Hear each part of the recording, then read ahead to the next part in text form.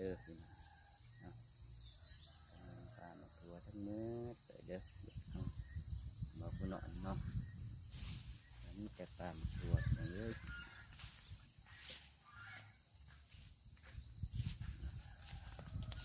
ปลาหมักถั่วงามๆป้อมเป็นหมากอย่างเลยป้อมเป็นหมากป้อมจอดอกเนาะว่ากินงามงามกว่าคูปีถั่วเนาะ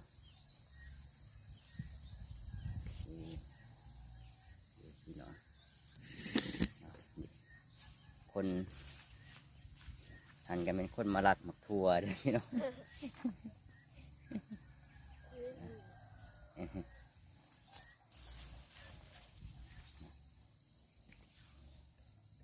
กัน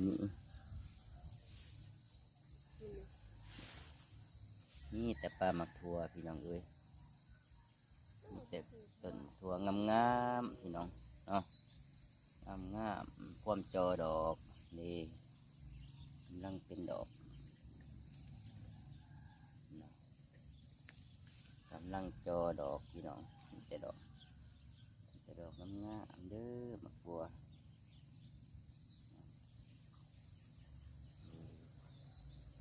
แต่ว่าลายพี่น้องลายสมควรเนาะปุ่นสุดเนาะสุดโน่นแมนเมด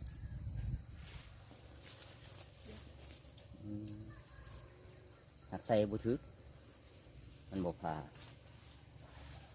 มึงใส่หรอบ่ถือบ่เลยบกผ่าโอ้คูบ่า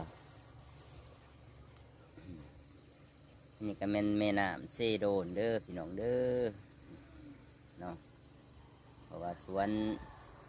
มักทั่วนี่ก็เป็นอยู่แคบแม่น้ำเด้ออยู่แคบแม่น้ำเซโดนเนาะฝากบางนี่ก็เป็น